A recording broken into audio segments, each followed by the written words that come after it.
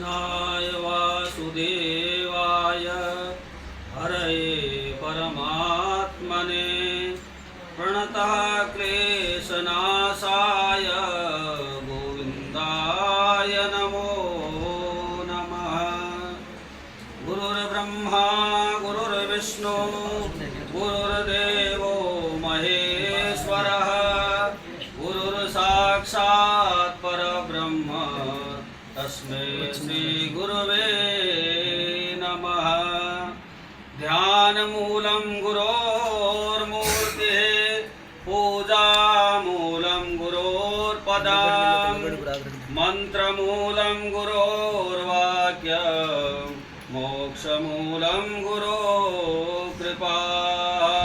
नित्यं शुद्धं निराभासं निरञ्जनस्वरूपिणां गुरुर्साक्षात् परब्रह्म श्री शान्तिगिरये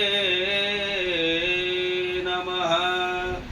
वादतोषितविश्वेशं धर्ममार्गप्रवर्तकं वन्दे हरिहरानन्दं करपात्रं जगद्गुरुं करपात्रं जगद्गुरुं।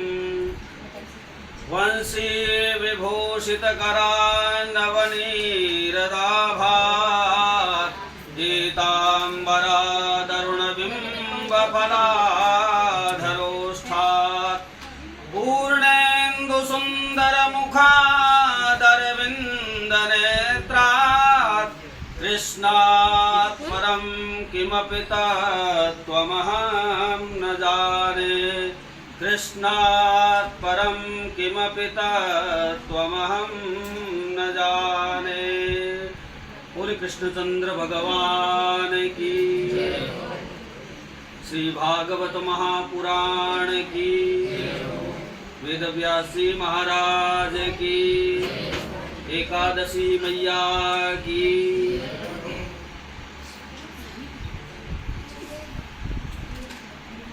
एकादशी का पावन पर्व आज हम सब बड़े ही भाग्यशाली हैं कि इस भगवान के प्रांगण में सब बैठ करके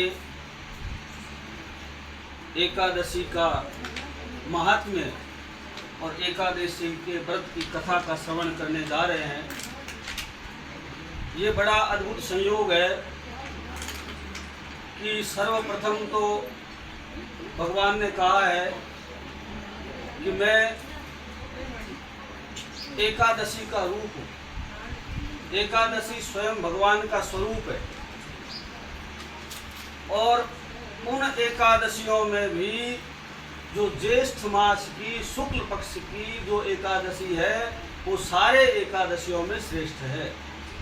12 मास की जो संपूर्ण एकादशियां हैं उनमें से जो सबसे श्रेष्ठ एकादशी है वो है ज्येष्ठ मास की शुक्ल पक्ष की निर्जला एकादशी। और संयोग से आज अपने परिवार में अपने कुटुंब में भगवान श्रीमद् भागवत महापुराण का अनुष्ठान भी प्रारंभ है। इस पावन अवसर पर इस पावन घड़ी में हम सब बैठ करके श्रीमद् भगवान का चरित्र का श्रवण भी कर रहे हैं और साथ साथ में अनुष्ठान का जो भगवान के जो मंत्रों का जाप हो रहे हैं उनका भी आनंद हम यहाँ पर ले रहे हैं। तो इससे बड़ा सौभाग्य क्या हो सकता है, क्योंकि शास्त्रों में कहा गया है मानुष्ये सति दुर्लभा पुरुषता पुस्ते पुनर्विप्रता विप्रत्ये बहुविद्यता गुणता विद्यावतोर्थज्ञता अर्थज्ञस्य समस्त शास्त्र विदुषो धर्मे मति दुर्लभा। बोले पहले तो ये मनुष्य शरीर दुर्लभ है। जब मनुष्य अनेक जोनियों में भटकता फिरता है तब जाकर के जब भगवान की दया करते हैं, भगवान कृपा करते हैं, तब जाकर के ये मनुष्य जन्म सुलभ हो पाता है। सुर दुर्लभ सब ग्रंथ निगावा, बड़े भाग मानुष तन पावा। बड़े भाग्य जब होता है देवता भी मनुष्य योनि में आने के लिए तरसते हैं। वो भी भगवान से बारंबार प्रार्थना करते हैं कि कैसे ही करके आप कृपा करो और एक बार मुझे मनुष्य का जन्म दे दो, क्योंकि मनुष्य योनि ही है जो कि कर्म करने में स्वतंत्र है। बाकी सारी संसार की जो जूनियां हैं वो सारी भोग जूनी है, कर्म जूनी तो केवल मनुष्य जूनी है। इसलिए जो है ये भगवान की महती कृपा है, भगवान की बहुत बड़ी कृपा है कि हमें पहले तो मनुष्य शरीर प्राप्त हुआ।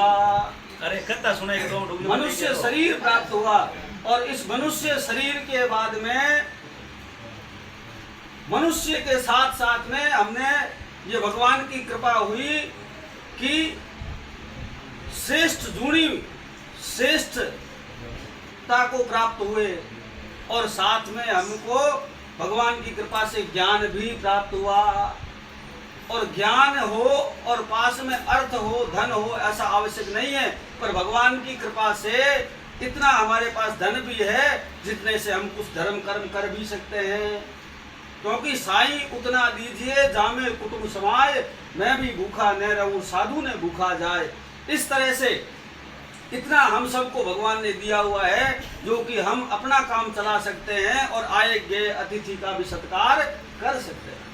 तो भगवान ने हमें अर्थ भी दिया है और शास्त्रों में मति भी दी है, शास्त्रों के प्रति हमारी निष्ठा भी दी है। क्योंकि यदि शास्त्रों के प्रति यदि हमारी निष्ठा नहीं होती तो आज अपन यहाँ आगे बैठे नहीं रहते। यहाँ बैठे हो इसका यही प्रमाण है कि आपकी मति जो है वो शास्त्रों में लगी हुई है, आप शास्त्रों को मानने वाले हैं। समस्त शास्त्र विदुषो धर्मे मति दुर्लभा, बोले इतना सब कुछ होने के बाद में भी धर्म में मति लगना बहुत कठिन है, दुर्लभ है। इतना सब होने के बाद में भी यदि धर्म में मति लग जाए, धर्म में बुद्धि लग जाए तो समझ लो ये भगवान की बहुत बड़ी कृपा है। क्योंकि भाग्योदय न बहुजन्म समर्जितेन, बोले जब भाग्योदय होता है, बहुत जन्मों का जब पुण्यों का उदय होता है तब ऐसा शुभ अवसर प्राप्त होता है।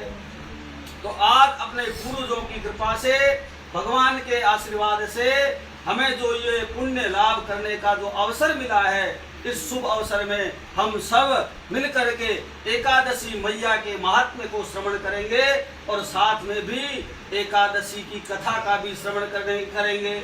और एकादशी व्रत कैसे करते हैं, इसका विधान क्या है, किस तरह से करना चाहिए, इसके बारे में भी चर्चा करेंगे। सर्वप्रथम ये समझते हैं कि एकादशी है क्या, एकादशी क्या है जिसको करने से इतना बड़ा लाभ मिलता है और भगवान ने स्वयं अपना रूप बताया है। तो एकादशी क्या वस्तु है, क्या चीज है। तो एकादशी का शास्त्र में वर्णन आता है कि ये क्या है, हमारा शरीर जो है, इस शरीर के जो पंच ज्ञानेंद्रियां और पंच कर्मेंद्रियां 10 हो गए और एक एकादशी 11वां हमारा जो मन है, यही एकादशी का स्वरूप है। पूरे 5 ज्ञानेंद्रियां और 5 कर्मेंद्रियां और एक 11वां जो मन है, इसको भगवान में लगाना ही एकादशी है। यानी जो हमारे कर्मेंद्रियां हैं उनको भी भगवान में जोड़ो, ज्ञानेंद्रियां हैं उसको भी भगवान में जोड़ दो और 11वां जो मन है उसको भी भगवान के चरणों में समर्पित कर दो।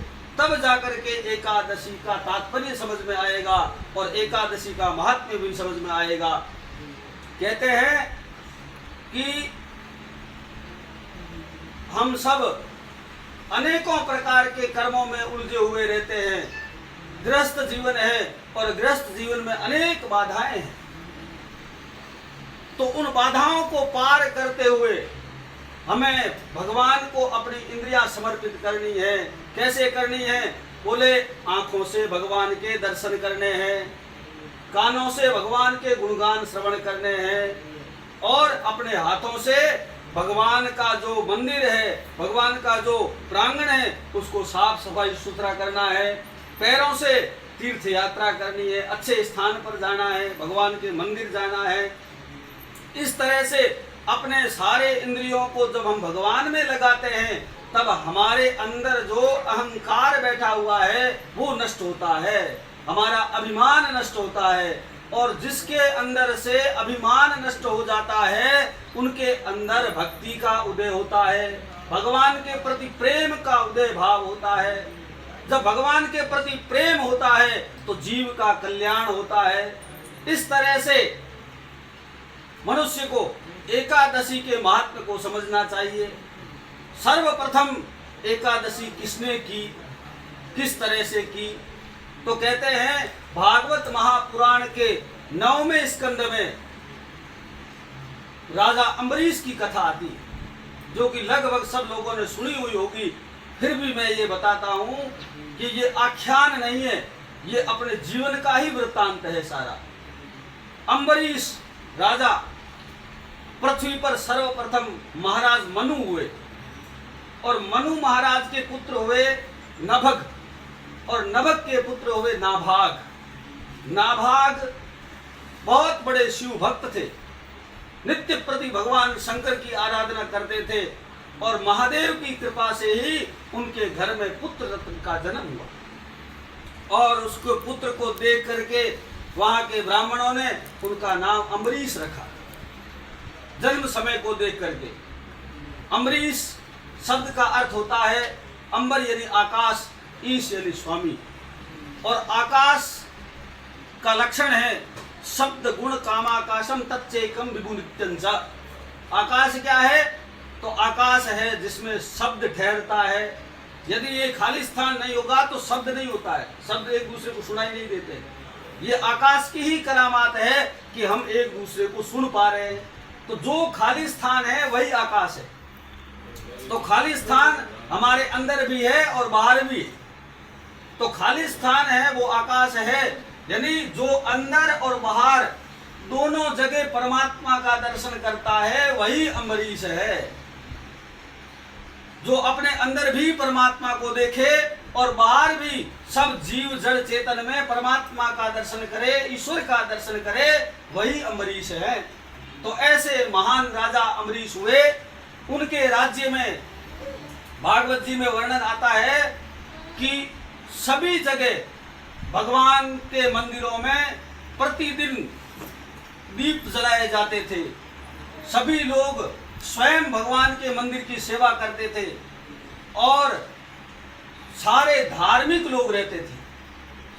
अधार्मिक का उनके राज्य में कोई स्थान नहीं था। और राजा अम्बरीश चक्रवर्ती सम्राट थे। चक्रवर्ती सम्राट का मतलब होता है चारों दिशाओं में उनका ही राज्य था। ऐसे महान राजा होते हुए भी उन्होंने अनेक महामंदिरों के, विष्णु मंदिरों का निर्माण कराया। और निर्माण के साथ साथ में वो अपने राज्य से नंगे पांव भगवान के मंदिर डेली जाते थे। प्रतिदिन भगवान की सेवा में नंगे पांव जाते थे। और भागवत जी में तो यहाँ तक वर्णन आता है कि सम्मार्जनादौ, सारी क्रियाएं जो वो करते थे अपने हाथ से करते थे। यानी मंदिर की साफ सफाई, झाड़ू निकालना, पोछा लगाना, भगवान के जो है सारे बर्तन साफ करना, राजा स्वयं अपने हाथ से करते थे। आज इस दुनिया में कोई है जो कि ऐसा इतना मंदिर स्वयं बना करके अपने हाथ से कोई करे? तो ऐसे महान राजा जिन्होंने अपने हाथ से सारे काम करते थे और अपने राज्य में भी ऐसा आदेश दे रखा था कि कोई भी व्यक्ति भगवान की पूजा किए बगैर भोजन नहीं करेगा, भगवान का दर्शन किया बगैर अन्न ग्रहण, जल ग्रहण नहीं करेगा, ऐसा उनके राज्य में नियम था। और इस तरह से अम्बरीश बड़े ही सौभाग्य से राज्य करते थे। उनके राज्य में कोई भी प्रकार की कमी नहीं थी, हमेशा बरसात समय से होती थी। उनके राज्य में कभी अकाल नहीं पड़ता था और सभी देवी देवता उनके राज्य पर विशेष कृपा करते थे।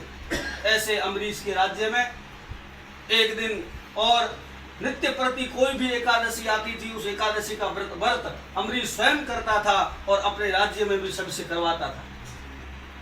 तो एकादशी का व्रत इस तरह से अम्बरीश के राज्य में सभी लोग करते थे।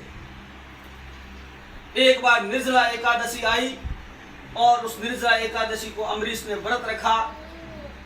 व्रत रखना क्या है कि दशमी को एक टाइम भोजन करे और फिर एकादशी को पूरे दिन अन्न का ग्रहण नहीं करे, क्योंकि कहा गया है एकादशी के दिन अन्न में पाप का निवास होता है, इसलिए अन्न कभी खाना नहीं चाहिए एकादशी को, और एकादशी को अन्न किसी को खिलाना भी नहीं चाहिए। लोग कहते हैं कि भाई घर पे आया हुआ कोई मेहमान है, अतिथि है, उनको तो भोजन करा सकते हैं। नहीं, एकादशी के दिन आप सगार करा सकते हो, जिसमें अन्न नहीं है ऐसी वस्तु आप दे सकते हो। घर में यदि मैं कहता हूँ कोई मांगने वाला भी आया है तो उस दिन एकादशी के दिन अन्न का दान नहीं करना चाहिए, पाप के भागी बनते हैं, उसका दोष होता है। इसलिए एकादशी के दिन भूल करके भी कभी अन्न का दान न करे, न अन्न किसी को अपने हाथ से देवे, और हो सकता है तो अपने घर में भी अन्न पकाए नहीं। कोशिश ये करे कि एकादशी के दिन हम अन्न नहीं पकाएंगे। बाकी जो भी सगार वगैरह है तो आप यथाशक्ति शरीर के स्वास्थ्य को देख करके आप ले सकते हैं। इस तरह से एकादशी का व्रत अम्बरीश के राज्य में होता था, और द्वादशी के दिन पालना करना आवश्यक होता है। जो एकादशी का व्रत करता है उसको द्वादशी तिथि में ही पालना करना पड़ता है। यदि त्रयोदशी तिथि लग गई है तो फिर वो एकादशी मान्य नहीं होती है। इसलिए द्वादशी 12 के दिन जो है पालना करना अनिवार्य होता है। और उस दिन क्या है, संयोग ऐसा था कि द्वादशी तिथि कम थी, घड़ियों में थी, थोड़ी थी, तो राजा ने जल्दी जल्दी यमुना के किनारे जाकर के स्नान किया।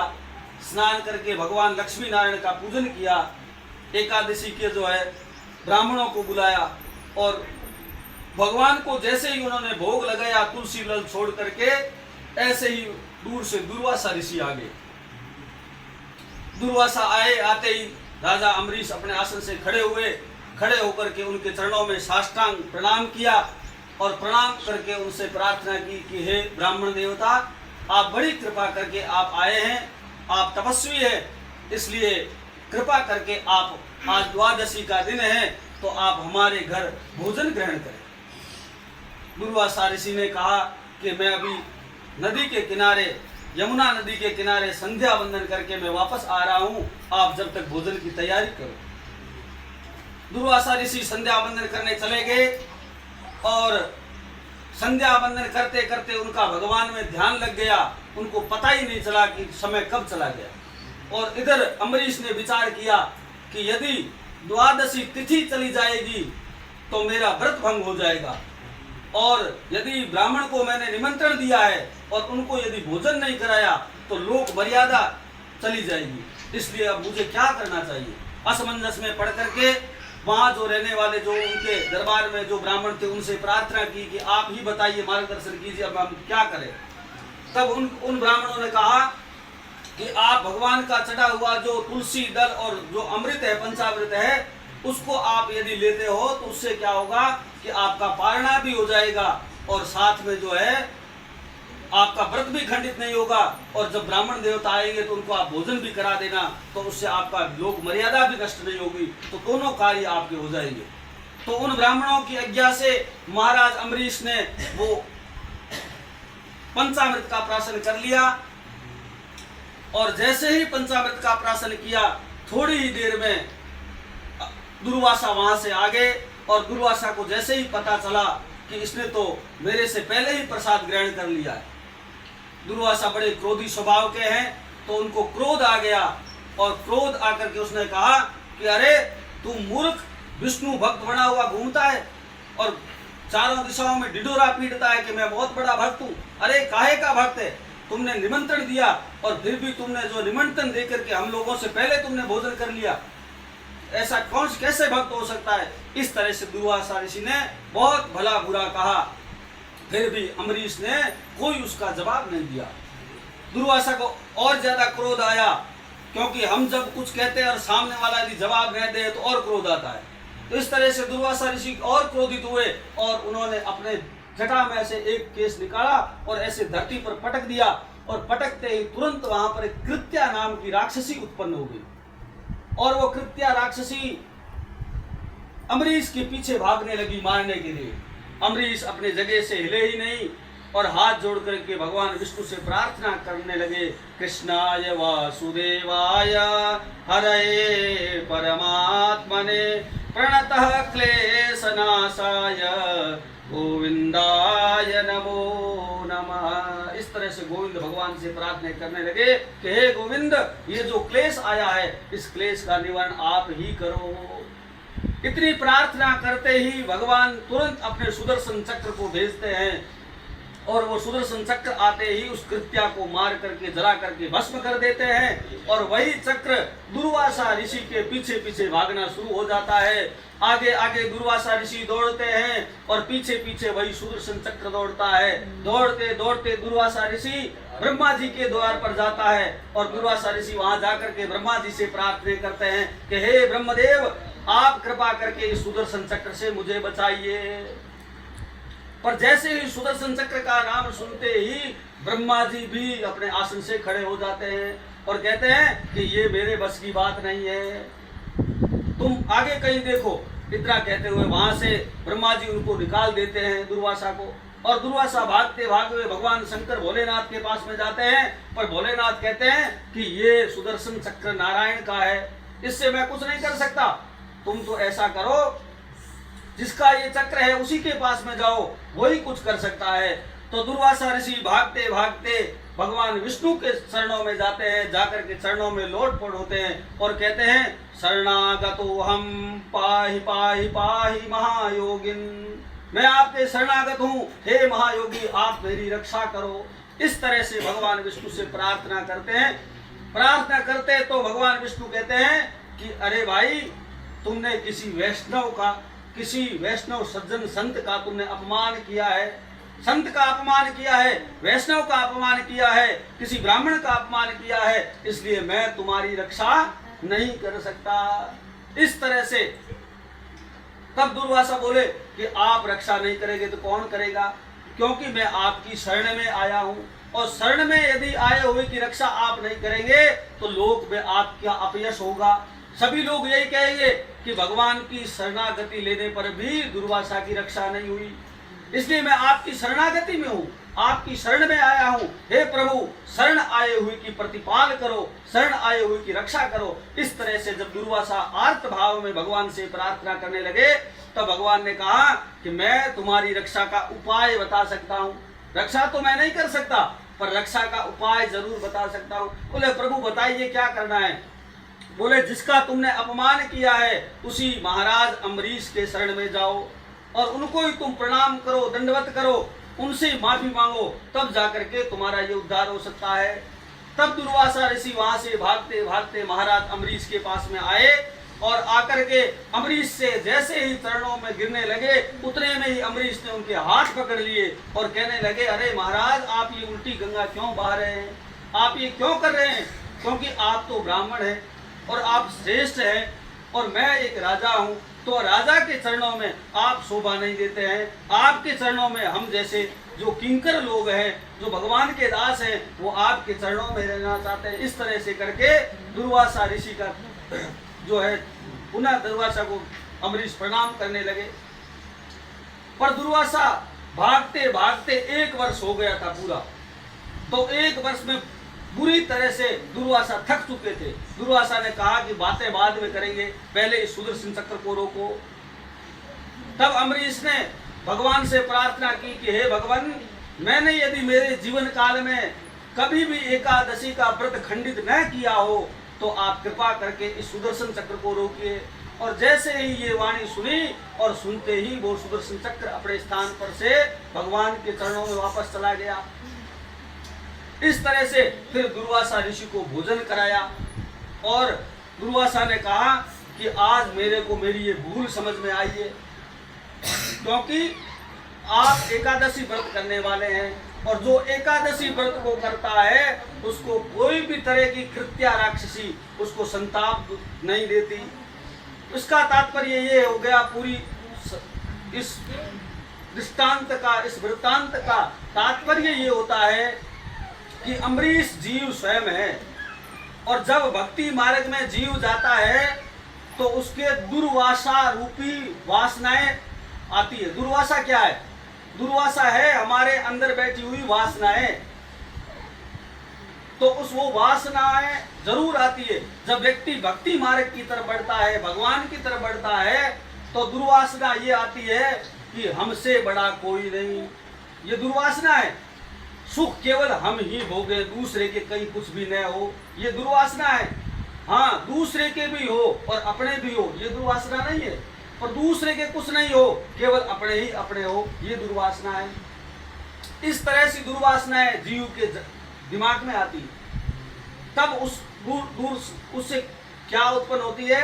अहंकार उत्पन्न होता है, और अहंकार से क्रोध उत्पन्न होता है, और क्रोध से क्या होता है? व्यक्ति का नाश होता है। क्रोधात् भवति सम्मोह, सम्मोहात् स्मृति विभ्रमः, स्मृतिभ्रंशात् बुद्धिनाशो, बुद्धिनाशात् प्रणश्यति।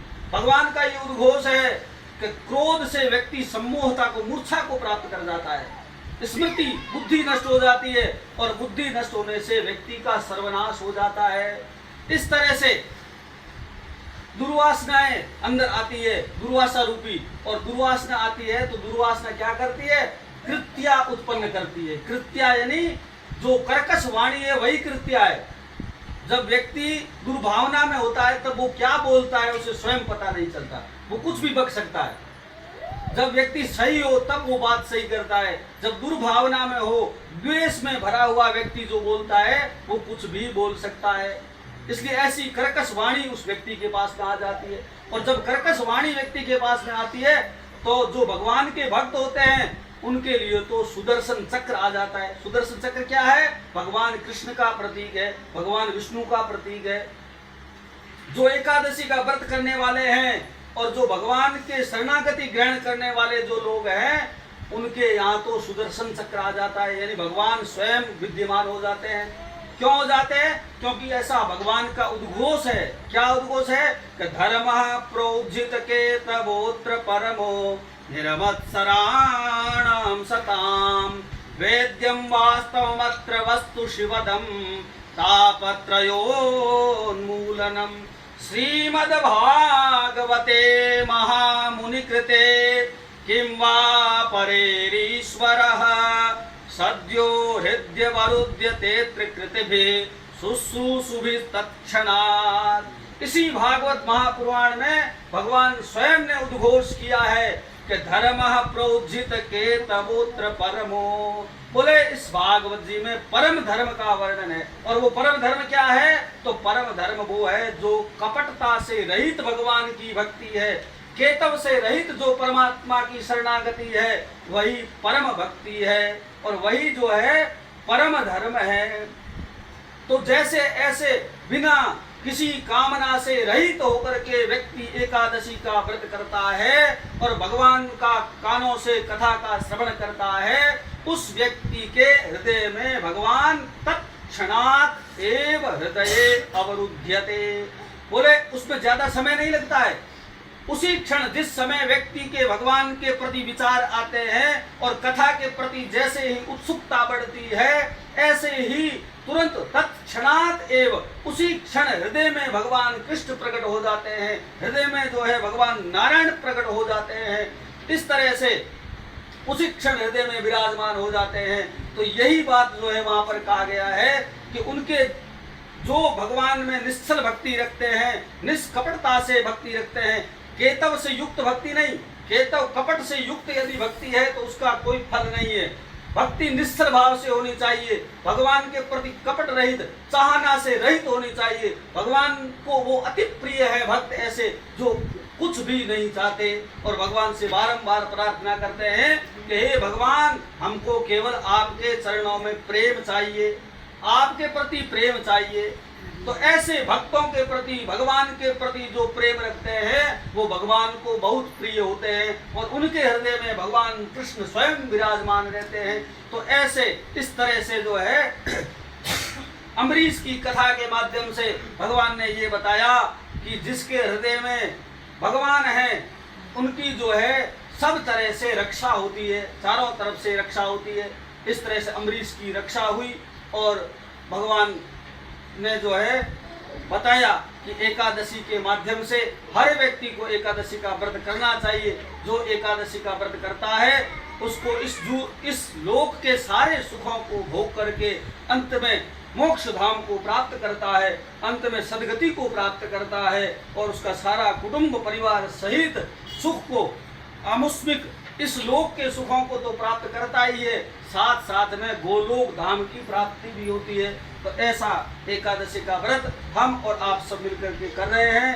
ज्येष्ठ मास की सुलभ एकादशी है और साथ में कथा का भी आनंद हमें प्राप्त हो रहा है। इस तरह से भगवान के चरणों में बारंबार प्रणाम करते हुए भगवान के चरणों में इस कथा को जो है समर्पित करते हैं। बोले भगवान विष्णु की जय, बोले श्री कृष्णचंद्र भगवान की एकादशी मैया की, सत्यवेद सनातन धर्म की जय।